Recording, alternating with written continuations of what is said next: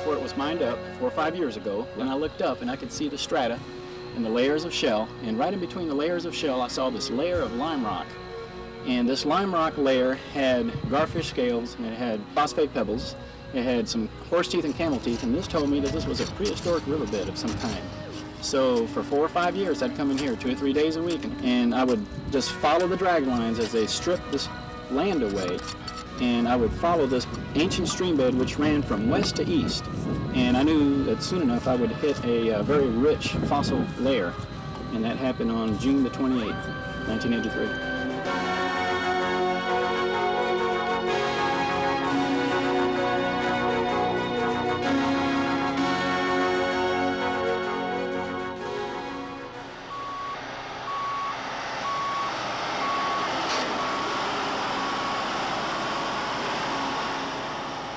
It's been over a year since Frank Garcia made his incredible find, but today at his encampment in the Licey shell pit, he and a handful of volunteers continue the harvest of history and continue to be amazed by its abundance. This is the greatest Ice Age site in the North American continent. It's very special, it really is.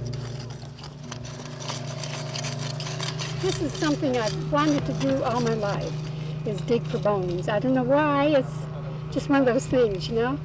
It's a part of history. It's a part of, in a way, our heritage, what has come before Christ.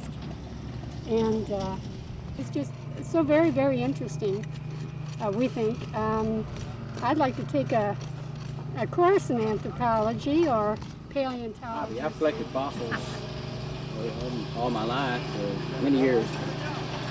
And this is the biggest bunch of them I've ever seen, so it's interesting for me to come here and see a lot more of animals that I've only seen scraps of other places. I mean, we just have bones all over the place. We just love to dig. We're rockhounds. We've been digging since 1970 when we first discovered Herkimer diamonds in Herkimer, New York. From then on, we were hooked on the hobby, you know. And I grind stones and cabs and make jewelry and stuff like that. It must have been a thrill for you when Frank made this discovery right in your neck of the woods. Yeah, because the only thing they have before this in Florida was agatized coral. But this is something altogether different. And it's fun. It's a challenge to dig it out, you know.